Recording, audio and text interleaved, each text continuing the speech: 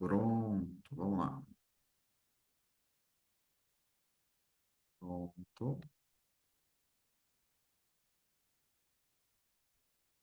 Deixa eu colocar em destaque. Papel e caneta na mão é conteúdo mesmo, tá bom? A gente vai explicar algumas coisas bem interessantes aí que vai fazer muito sentido para você. Porque muitas vezes tem a sensação de insegurança. Aonde é que se inicia o processo de segurança nas relações? Caneta e papel na mão. Nós começamos a criar conceito de relacionamento, principalmente de 5 a 7 anos de idade. Então, repetindo, nós criamos um conceito sobre relacionamento entre 5 e 7 anos de idade.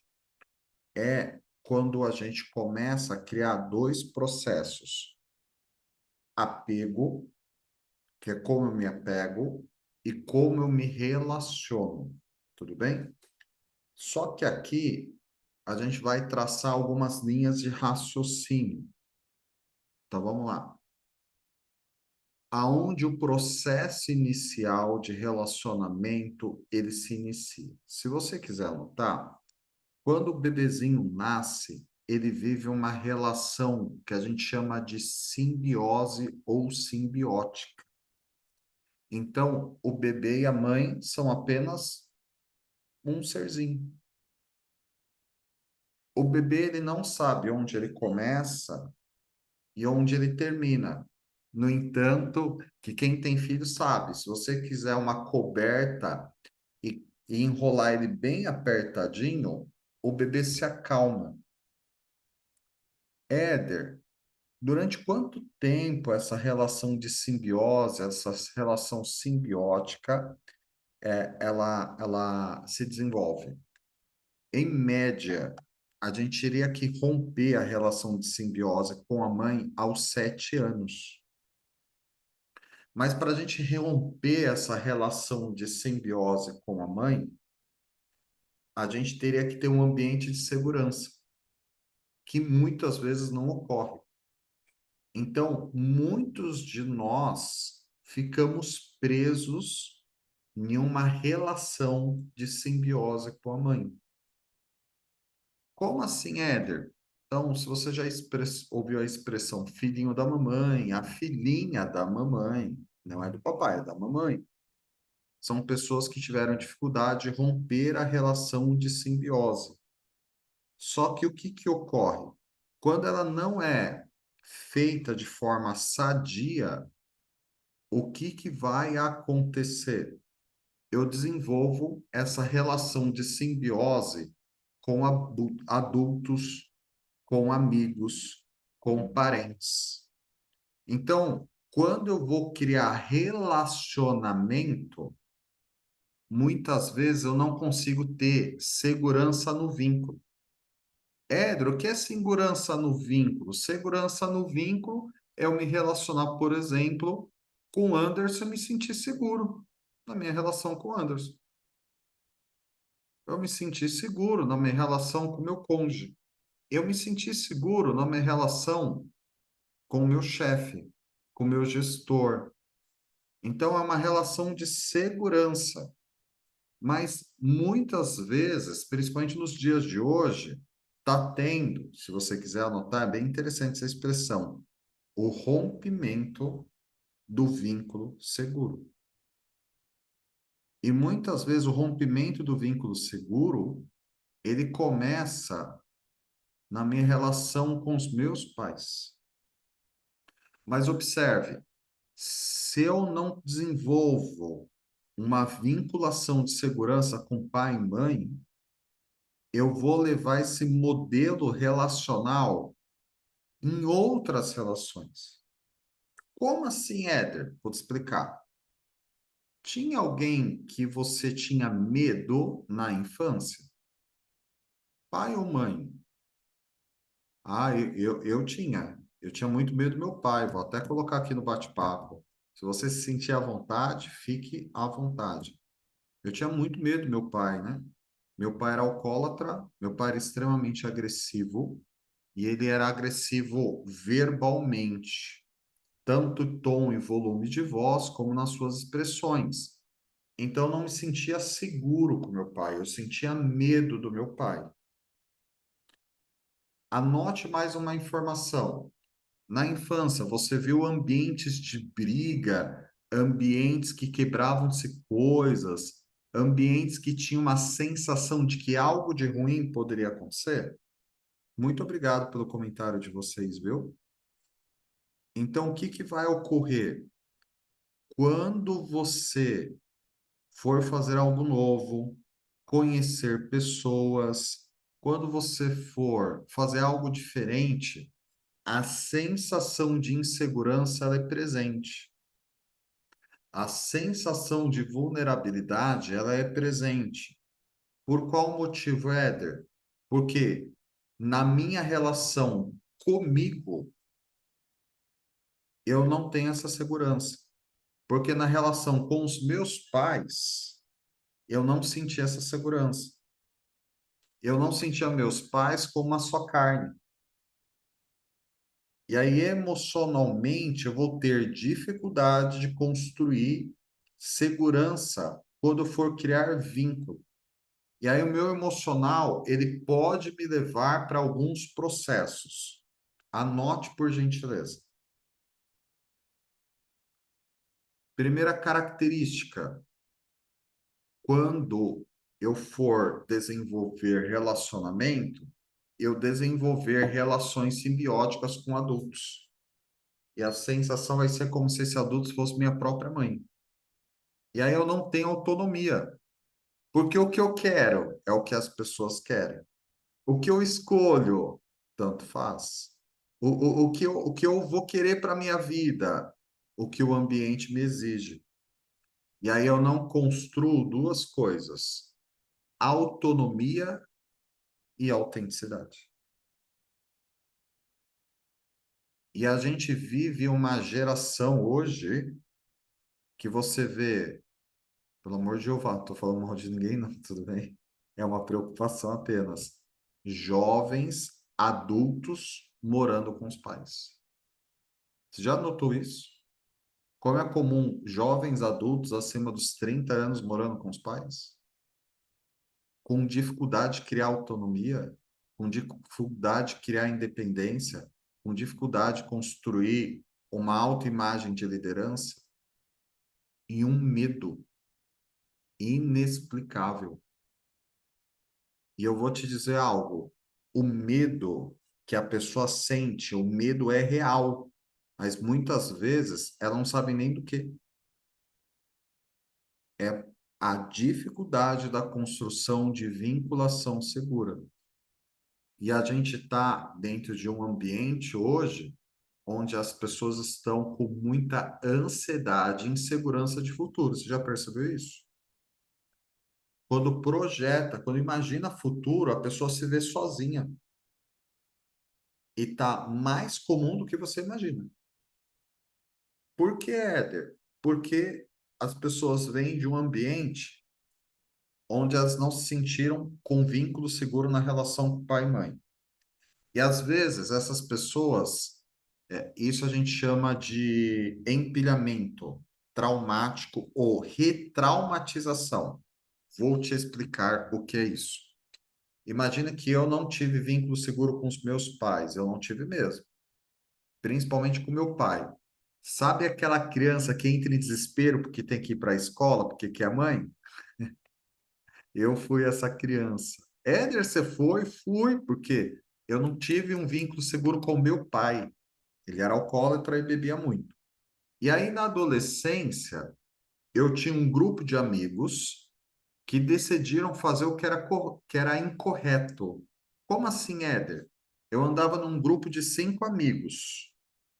Todos se envolveram com droga e roubo. E eu não pude mais andar com essas pessoas. Eram pessoas do meu convívio. E essas pessoas violaram.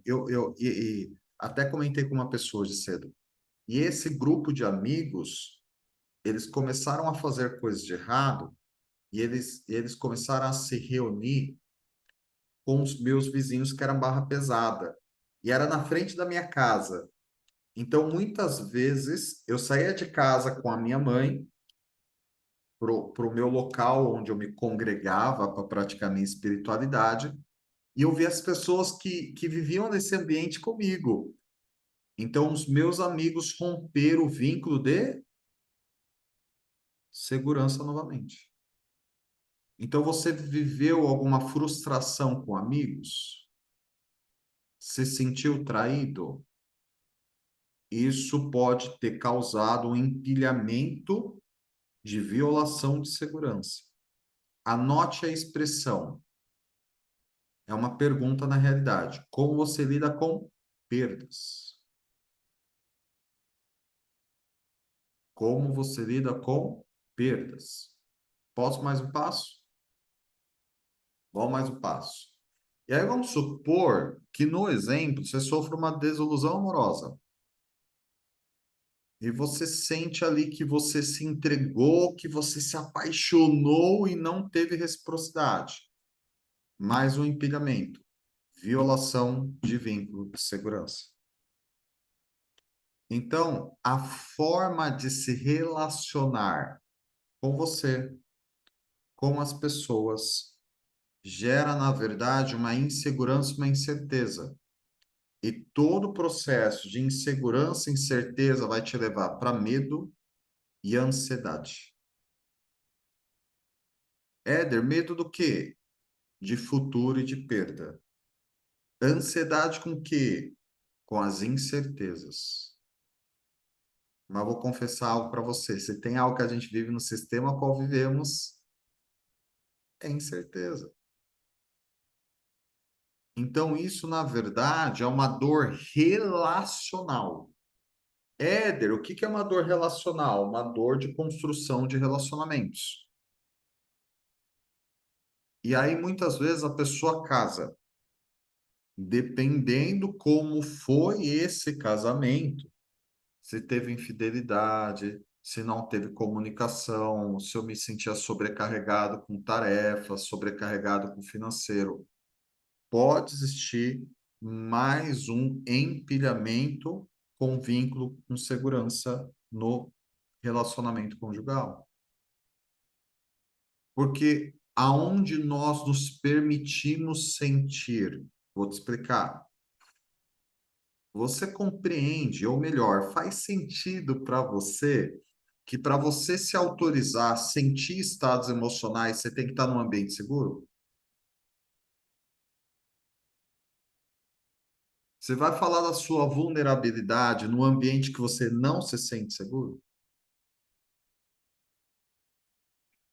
Você vai falar que você está com medo, que você está com a autoestima baixa. Sabe aqueles dias que você se sente um nada, que está tudo bem, faz parte da nossa imperfeição humana? Às vezes você, cara, não estou me sentindo aquelas coisas, sabe?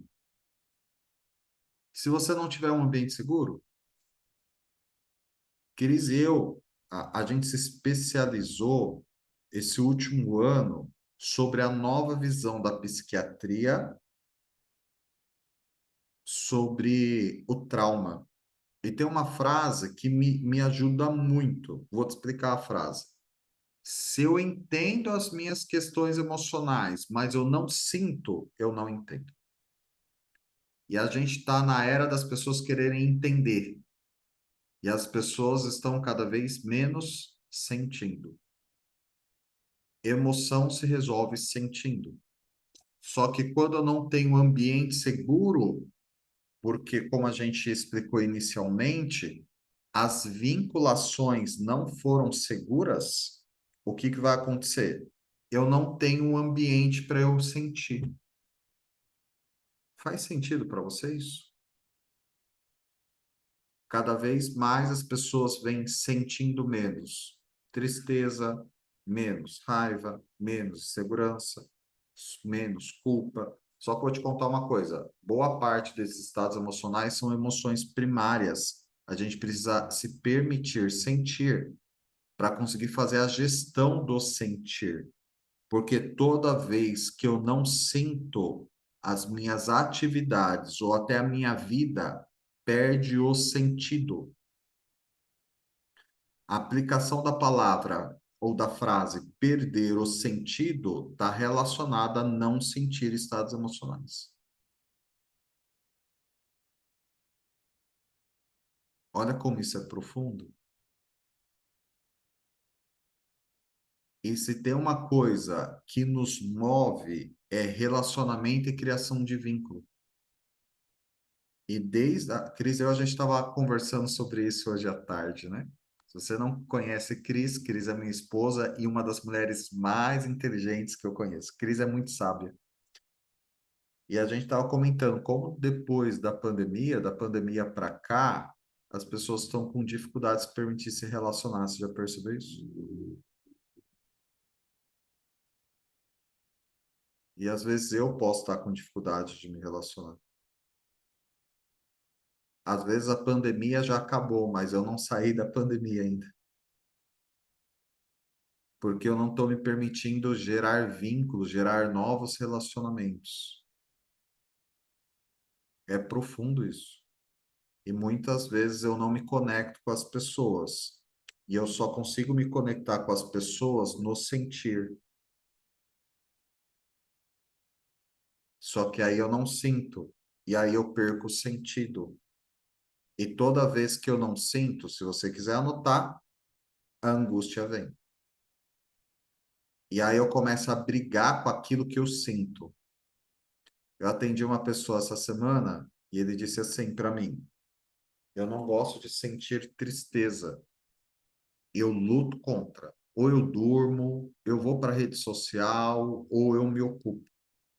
Eu falei para ele assim, eu falei, com todo respeito, não sentir as emoções é pior do que dívida de cartão de crédito. Só que ele era um jovem, ele falou assim, não entendi. Eu falei, cartão de crédito, se você ficar devendo, vira uma dívida gigante. Se a gente não se permite sentir estados emocionais, o nosso emocional cobra com juros absurdos. Já percebeu isso? Você pode ter uma chateaçãozinha desse tamanhinho. Se você não elaborar o sentir, você é tragado com uma profunda tristeza. Se você não conseguir resolver emocionalmente um medo, ele pode se transformar em algo que ele vai te tragar daqui a um tempo. E a ansiedade não é diferente. E aí eu tento lutar contra esse sentir e ele se transforma numa angústia terrível. E vou te falar uma coisa, eu demorei anos para aprender o sentir. Eu já era terapeuta. Eu sou terapeuta há 16 anos. Eu demorei alguns anos para aprender o sentir. E se você trabalha com desenvolvimento humano ou quer trabalhar, pratique o sentir. E é fácil praticar o sentir. Quer ver uma coisa? Vamos praticar um pouquinho o sentir. Você não vai chorar, não. Fique em paz. Consegue sentir o peso do seu corpo sobre a cadeira?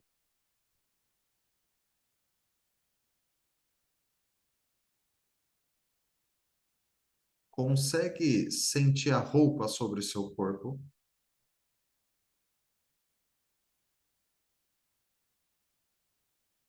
Mexe os dedinhos do pé.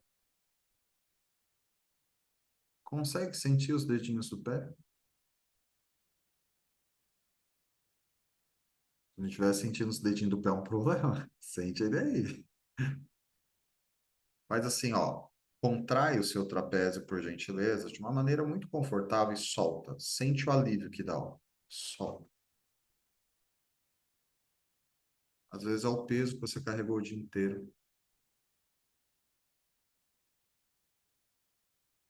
Puxa pela memória, sentiu o pé na areia. Já sentiu o pé na areia? Puxa pela memória a sensação. Qual que é a sensação de pé na areia? Puxa aí o sentir. Vamos para outro sentir? O que você sente que tem gosto de infância? Puxa pela memória. Se for confortável, fique tranquilo, coloca no bate-papo. Mas o que tinha gosto de infância para você? Eu vou falar no meu caso. A minha mãe fazia banana amassada com açúcar e aveia quaker e leite. Ela preparava para mim e para os meus irmãos. E era aquela aveia quaker que vinha na latinha, sabe? Que às vezes ficava até meio enferrujadinha. Aquela lata mesmo. Isso para mim tem gosto de infância. O que você sente que tem gosto de infância para você? Suspiro. Esse suspiro foi longe, hein? Farinha láctea. Não sou o único. Vamos lá. Mingau de milho. Olha que maravilha. E se a gente ficar se concentrando muito no que você sente que tem gosto de infância, é capaz sua boca salivar. Isso é o sentir. Às vezes a gente quer complicar o sentir, mas é mais fácil do que parece. Doces Neuza. A Neuza conhece, não. Goiabada. Olha que maravilha. Goiabada tem gosto de infância. Eu lembro da minha mãe comendo goiabada. Essa semana eu comprei a farinha láctea só para sentir o sabor da infância. Que espetáculo. Doce de leite caseiro. Caraca, que maneiro. Bolinho de trigo com açúcar. Cara, tem uma outra coisa. Sabe que me lembra também infância? Bolinho de chuva. Minha avó fazia bolinho de chuva. Cara, tem muito gosto de infância bolinho de chuva. Comer leite em pó. Bolacha pi- pintada. Que espetáculo, hein? Então, tem muita coisa que vai lembrar de. Ah, tem outra coisa que me lembra infância. Minha mãe fazia pão caseiro. Eu amo pão caseiro até hoje. E a gente ajudava ela a fazer os pão caseiro. E aquele tipo de pão, sabe, do frango assado, daquele posto que tem nas rodovias, aqui em São Paulo tem, né? É o pão caseiro. Caraca, eu sou fissurado em pão caseiro até hoje. E me remete à infância, aquele cheiro de pão caseiro assado no forno, sabe? Bolo de fubá com manteiga. Isso me lembra infância também. Você entende, ó?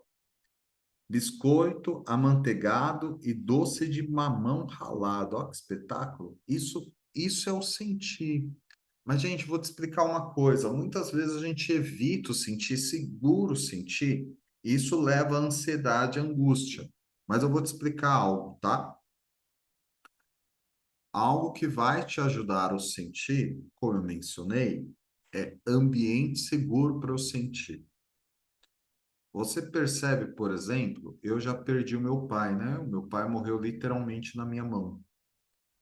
Ele estava internado, ficou internado 52 dias, e no velório dele, que perder uma figura assim é muito dolorido, não desejo isso para ninguém. Mas eu me recordo dos meus familiares me abraçando e expressando a dor, e eu me sentia seguro de expressar a tristeza da perda. Então, observe, o sentir ele é importante. O maior homem que já veio aqui na Terra, ele chorou em dois momentos. E muitas vezes, o nosso sistema nervoso, que é um feixe de nervos, ele precisa algo que chama regulação emocional. Éder, o que é regulação emocional? Quando eu seguro o meu sentir, se você quiser anotar, isso chama neurofisiologia do trauma. O meu emocional, ele vai sentir apenas uma única orientação emocional. Exemplo, estou ansioso. Cara, parece que eu sou ansiedade. É uma única orientação. Então, o que é regulação emocional? É quando eu consigo regular as duas emoções. Então, eu sinto ansiedade, mas eu sinto paz. Meu sistema nervoso regula automaticamente. A gente percebe hoje, infelizmente, muitas pessoas dissociadas de emoções. Esse é o nome técnico, tá? Quando eu sinto medo, e aí eu reprimo o medo, o meu emocional ele vai para sentir uma única orientação, que parece que eu sou a personificação do medo, parece que o medo me traga, ele me absorve. Então, isso é uma única orientação. Então, o objetivo é criar uma dupla orientação, tá? Mas é ferramenta de processo traumático, que é quando o meu emocional consegue equilibrar. Eu tenho ansiedade, mas eu tenho paz. Eu tenho tristeza, mas tenho alegria. Eu tenho a raiva, mas eu tenho a calma. E o meu sistema nervoso central vai vai equilibrando os estados emocionais. Tudo bem até aqui? Se vocês tiverem dúvida, pode fazer no bate-papo que eu te respondo, não tem problema. Porque às vezes você pode ter alguma curiosidade, tá? Então, mas na minha mente, você precisa entender as coisas como funciona. Como a gente aqui dá formações, eu não consigo te explicar nada falando que é assim porque sim. Não, eu vou te explicar a fisiologia e até a questão química hormonal, se você quiser, para você entender como o seu corpo funciona mediante uma dor emocional. Tudo bem? Então, só repassando o que a gente viu até aqui, é que muitas vezes, por não construir um vínculo seguro, eu às vezes não saio de uma relação simbiótica e começo a gerar relação de simbiose com adultos, e eu não desenvolvo às vezes um vínculo seguro pela relação dos meus pais, e muitas vezes eu trago essas relações inseguras com pessoas, com atividades e assim por diante. E muitas vezes, para eu me proteger disso, nome técnico é dissociação emocional. Eu me dissocio do sentir, mas fico à mercê de perder o sentido em atividades, relacionamentos. E quando eu não me permito sentir, vem uma profunda angústia. Isso ocorre com muita frequência, ok? Então, eu preciso criar ambientes de segurança para trabalhar esse sentir. Porque se eu entendo o que acontece comigo, mas eu não elaboro o que eu sinto, eu não entendo. E para eu compreender profundamente, eu preciso elaborar o que eu sinto. A chave está no sentir. Tudo bem até aqui? Se vocês tiverem perguntas, fiquem à vontade.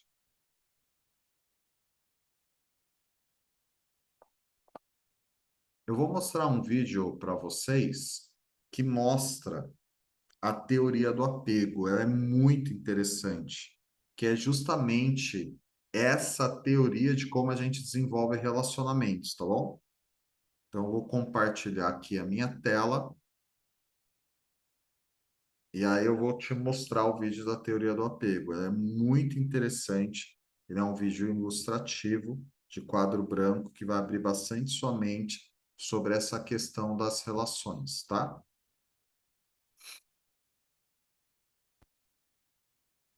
Oxi, peraí.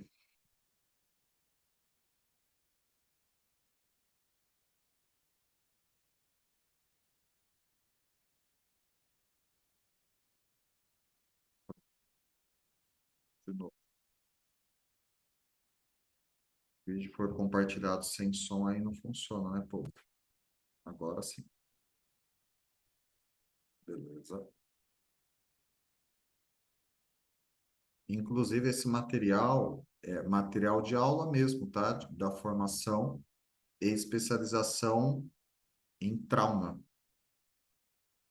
Vamos lá. A teoria do apego argumenta que um forte vínculo emocional e físico com um cuidador principal nos primeiros anos de vida é fundamental para o nosso desenvolvimento. Se nosso vínculo for forte e estivermos firmemente apegados, nos sentiremos seguros para explorar o mundo. Sabemos que sempre existe aquela base segura, para onde podemos retornar a qualquer momento. Se nosso vínculo for fraco, nos sentimos inseguros. Temos medo de sair ou explorar um mundo bastante assustador, porque não temos certeza se podemos voltar. Dizem que as pessoas que têm um apego seguro têm maior confiança, podem se conectar com outras pessoas e, como resultado, têm mais sucesso na vida. Pessoas com apegos inseguros tendem a desconfiar dos outros, carecem de habilidades sociais e têm problemas para formar relacionamentos. Existe um tipo de apego seguro e 3 tipos de apego inseguro: ansioso, ambivalente, ansioso, evitativo e ansioso, desorganizado.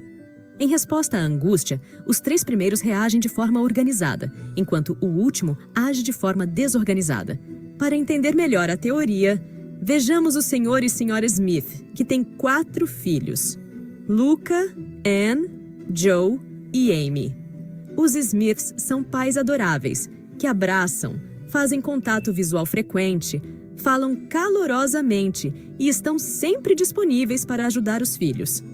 Mas um dia, o Sr. Smith fica muito doente e morre. Para a Sra. Smith, a vida agora se torna muito difícil. Ela passa o dia todo trabalhando e, ao mesmo tempo, tenta cuidar dos filhos. Uma tarefa impossível. Aos 6 anos de idade, o cérebro de Luca está praticamente desenvolvido. O seu caráter é forte e a sua visão do mundo está moldada. A nova situação não o afeta muito. Ele sabe que sempre existe a mãe, seu porto seguro. Ele se sente seguramente apegado. Mais tarde, ele se transforma em um jovem confiante e otimista. Sua autoimagem é positiva. Anne, de 3 anos, tem dificuldade em lidar com a nova falta de atenção. Para Anne, sua mãe agora age de forma imprevisível. Ela está ansiosa com o relacionamento deles e, como resultado, torna-se pegajosa. Para chamar a atenção da mãe, ela precisa elevar seu estado emocional e gritar. Quando sua mãe finalmente reage com uma resposta previsível, ela mesma age de forma ambivalente e não demonstra seus verdadeiros sentimentos. Mais tarde na vida, outros pensam que Anne é imprevisível ou mal-humorada. Sua autoimagem é menos positiva. Seu estilo de apego é ansioso ambivalente. Joe, de 2 anos, passa os dias com o tio, que o ama, mas acha que uma boa educação significa ser rigoroso. Se o pequeno Joe mostra muita emoção ou fala muito alto, seu tio fica irritado e às vezes punitivo. Isso assusta Joe. Ele aprende que, para evitar o medo, deve evitar demonstrar seus sentimentos, também em outras situações.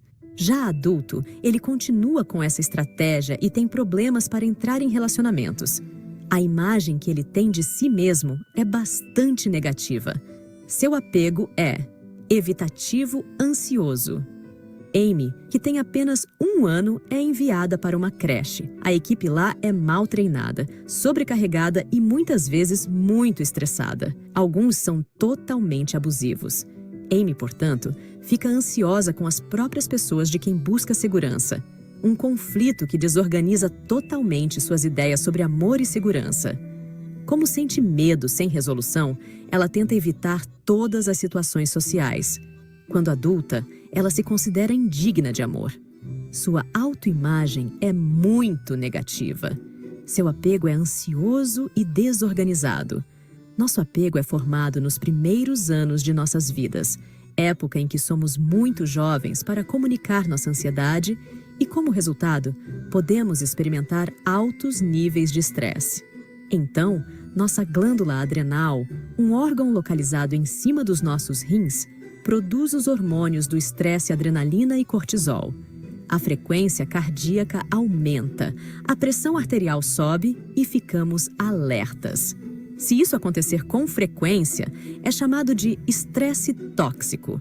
Tóxico porque prejudica o desenvolvimento do cérebro da criança e enfraquece o sistema imunológico.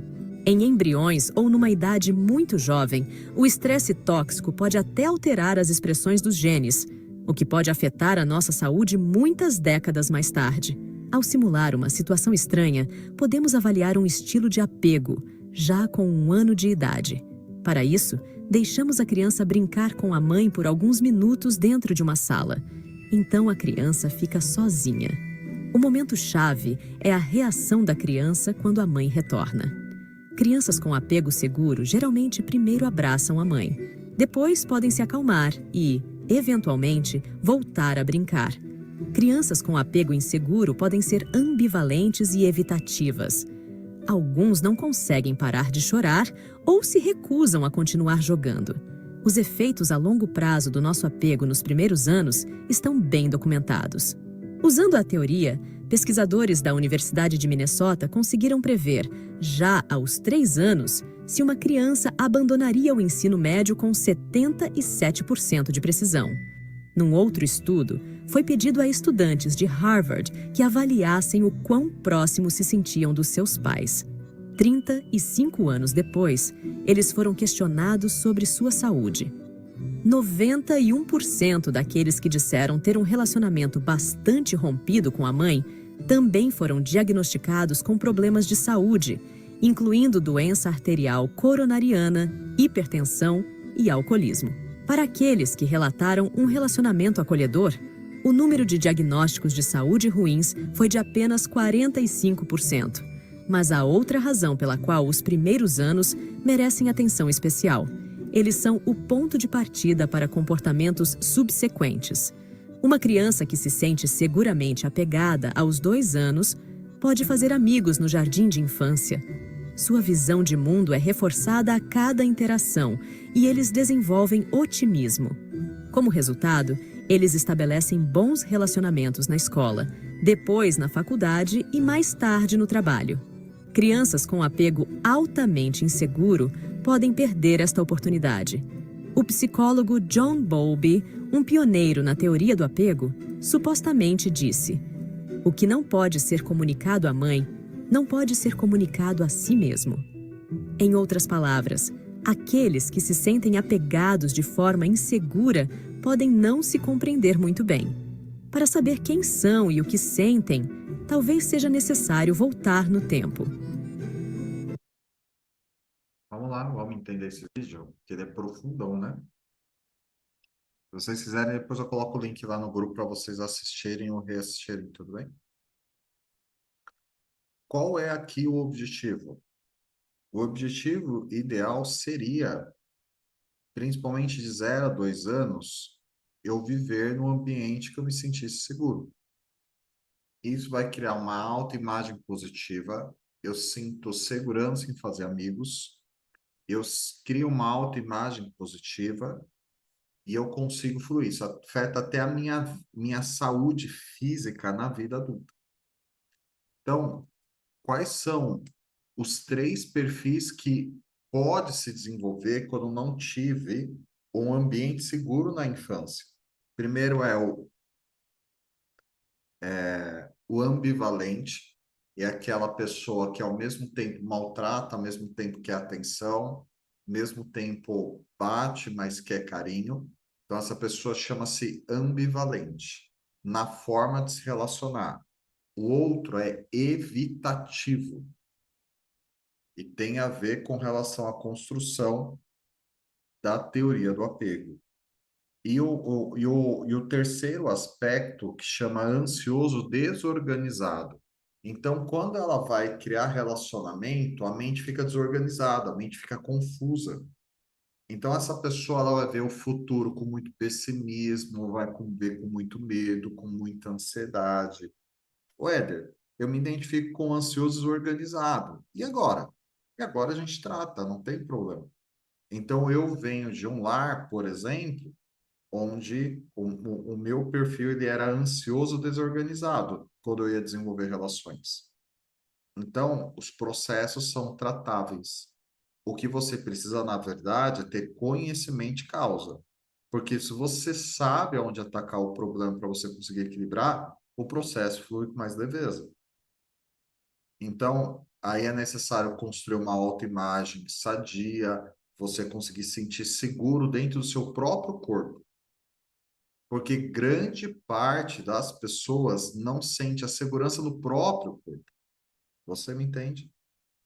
Agora, se ela não sente segurança dentro do próprio corpo, isso vai refletir nas relações com pessoas de autoridade, nas relações dentro da sua espiritualidade, conjugal, profissional, sua relação com o dinheiro, quando você vai fazer algo novo, principalmente se for ansioso, desorganizado. É isso que eu quero que você entenda. Tem cura, Éder? Tem, só tratar. Mas você vai precisar de uma ajuda profissional, especializada. Faz sentido para você? Se sim, digita, pelo menos eu. Se faz sentido para você, digita, por gentileza, eu. Eu ia falar um mesmo, Éder. Você leu minha mente, mano.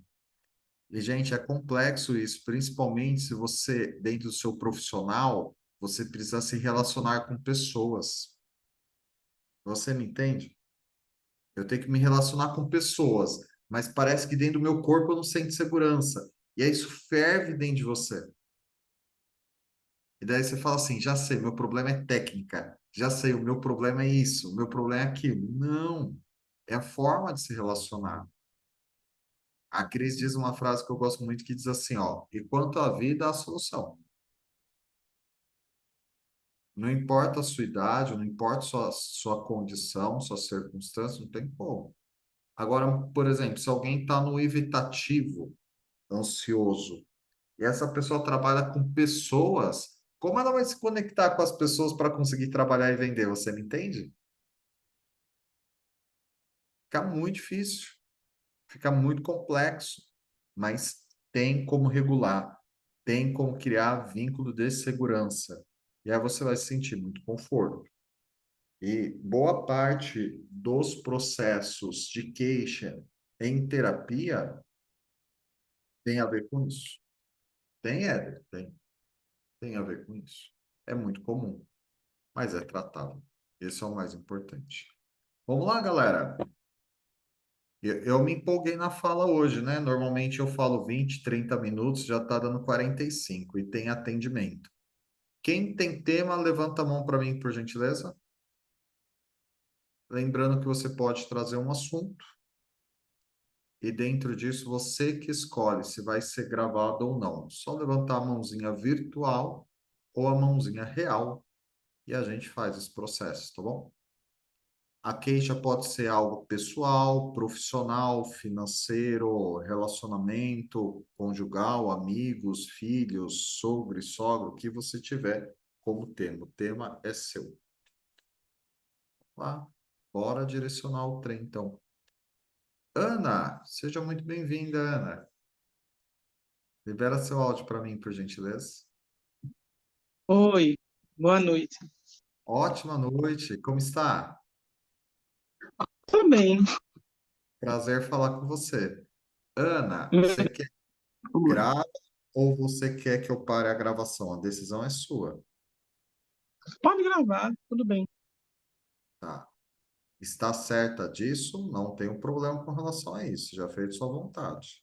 Não, não, pode gravar. Tudo bem. Então, tá bom. Vamos lá. Tem fotinhos do seu pé aí?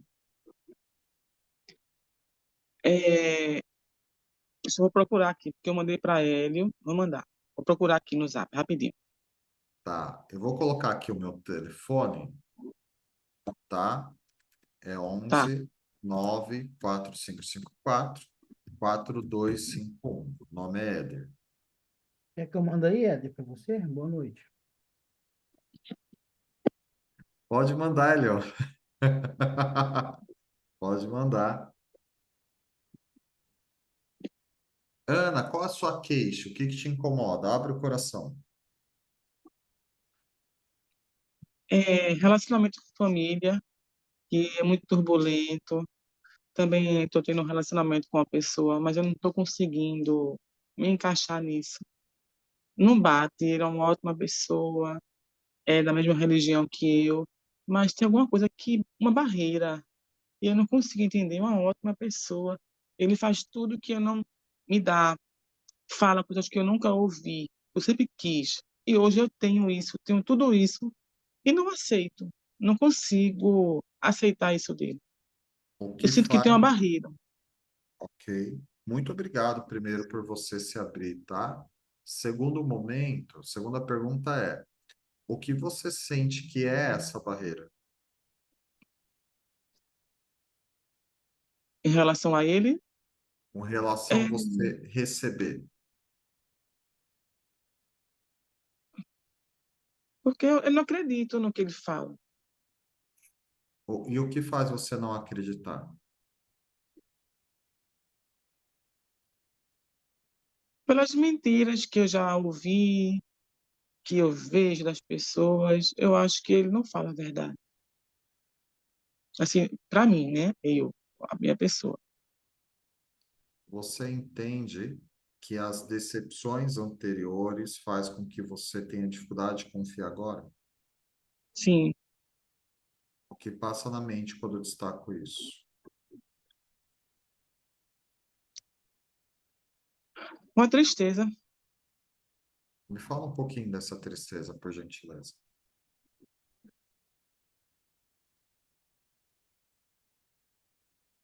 Quando, assim, não querer estar perto dele, sinto uma repulsa, uma tristeza, assim, a gente não encaixa.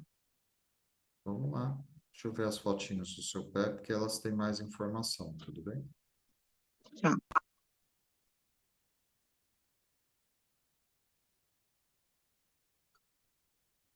Tá. Ana, como é para você expressar estados emocionais? Difícil. Me fale mais sobre isso, por gentileza.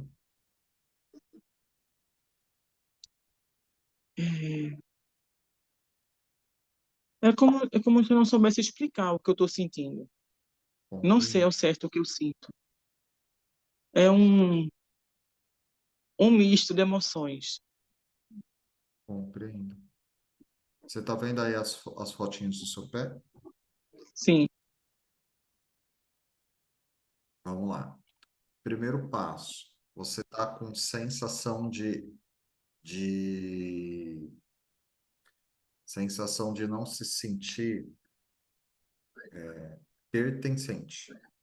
É essa a sensação. Parece que as coisas não pertencem a você. Quando eu falo isso, o que passa na sua cabeça? que eu não me encaixo em lugar nenhum. Essa é a Para onde sensação. eu vou, não me sinto à vontade. Compreendo. Posso ir mais um passo? Pode? De 0 a 10, quando você me permite se aprofundar no seu emocional.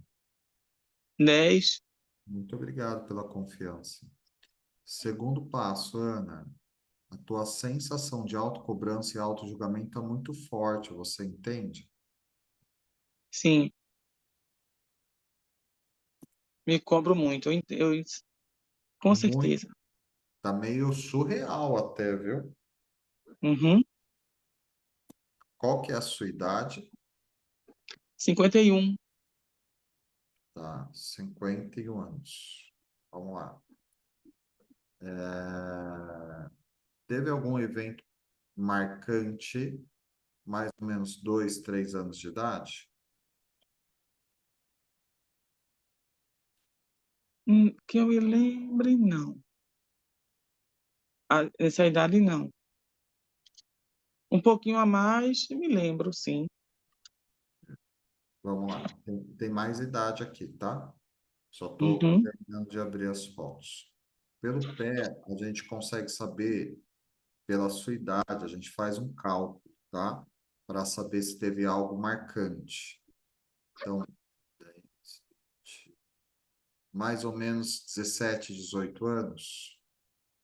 Sim, Ok. Não precisa mencionar o que foi, tudo bem? certo. 20, mais ou menos algo que durou até uns 27, 28 anos.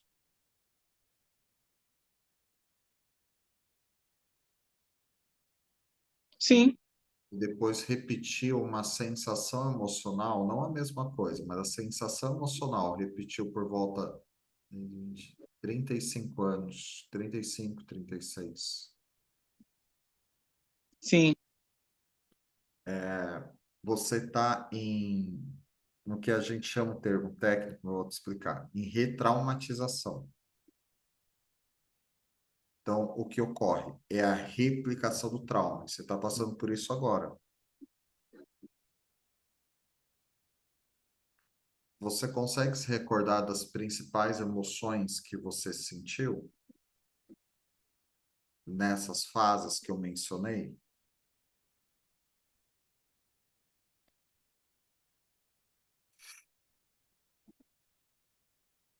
Só me lembro tristeza, um vazio, uma sensação que a pessoa não foi verdadeira comigo.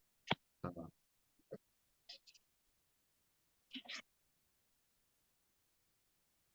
entendo. Observe, né? Você passou por uma frustração forte, uma decepção, e você está projetando na pessoa que você está se relacionando hoje, entende? Entendo. O que você sente é real. O que está acontecendo não é, mas o que você está sentindo é. Então você está com a sensação que a pessoa vai te trair, vai mentir para você. E essa sensação é a química do teu cérebro falando isso para você. Mas é real O que você está para mim? o que você tá sentindo é. Não necessariamente é real o que está acontecendo, são coisas diferentes, Entendi. entendeu? Por quê? Porque está passando por um processo de retraumatização. E o processo da retraumatização é reviver um processo de dor traumático. E Eu, como eu hein? posso resolver isso? A gente está aqui para isso, fique em paz. Eu passei por um processo de retraumatização, mesmo sendo terapeuta e professor de terapia, alguns meses atrás. A minha sensação era de uma tristeza profunda e era uma angústia. Eu falava para minha esposa assim, eu falava assim, eu sei que o que eu estou sentindo é real, mas não é sobre o que a gente está vivendo hoje aqui. Eu senti uma sensação de que algo de ruim ia acontecer muito forte. E ela falava assim para mim: por que que você tá assim? Eu falei: eu sei por quê. Eu tô passando por um processo de retraumatização. E eu falava para ela: eu preciso que você faça isso, isso, isso, isso, porque ela também é terapeuta, a gente trabalha junto. E aí ela fez o tratamento em mim, eu fiz algumas estratégias para eu sair da sensação. Mas a sensação ela é forte. E você está passando por isso agora. O que passa na sua cabeça quando eu te explico isso?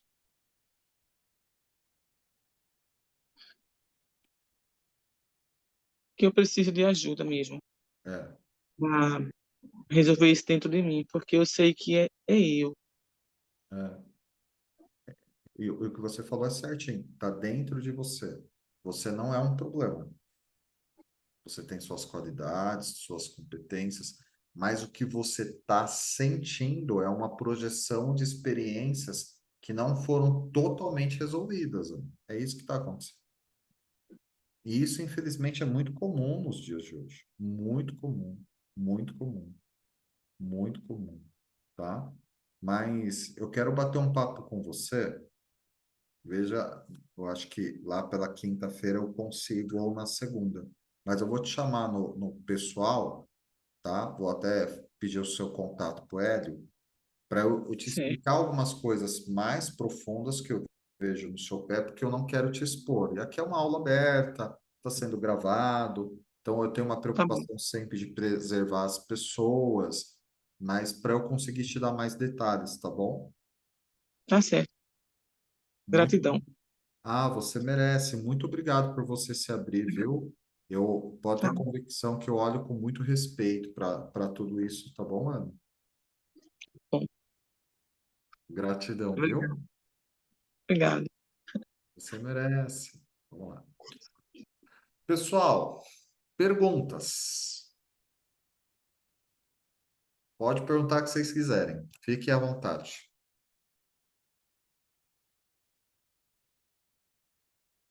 Eu faço as avaliações dos pezinhos, eu vejo vocês aí depois do outro lado da câmera, quando eu tiro o compartilhamento, parece que a cabeça de vocês está pegando fogo, sai até fumaça.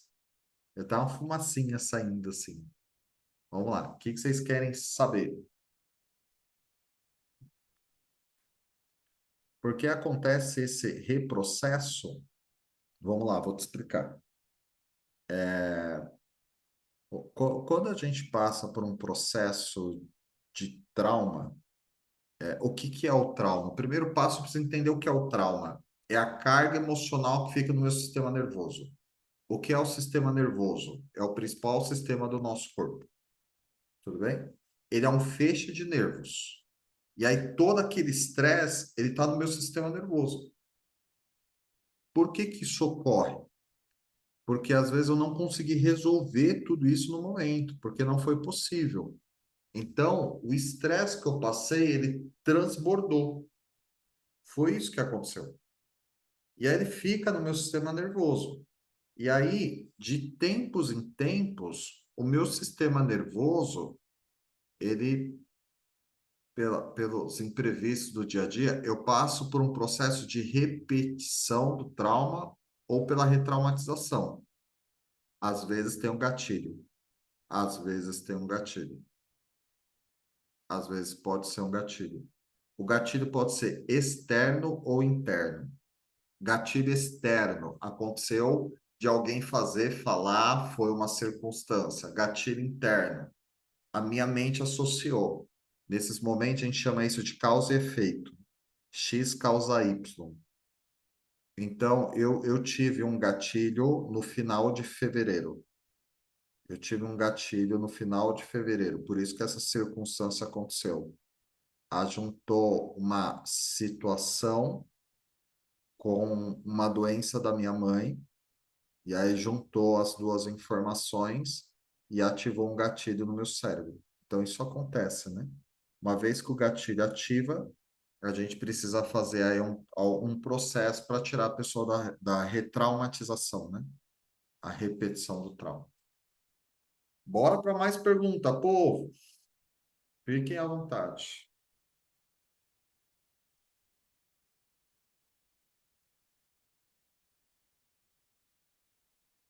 Por ele ficar guardado no sistema nervoso, pode ser que ele demore tanto tempo para aparecer? Pode. Ele pode demorar ou ele pode acontecer de tempos em tempos, tá? Não existe um parâmetro de lógica. É claro que eu atendi uma pessoa, todo mês de março ela entrava em depressão, ela mencionava. Mas não é que ela entrava, ela passava pelo processo de retraumatização, que o mês de março era a representação de depressão para ela, entendeu? Então, isso vinha se repetindo todos os anos. E daí a gente fez um trabalho muito forte para ela sair desse ciclo de repetição. E dá para fazer esse processo. E aí sai mesmo. Mais perguntas?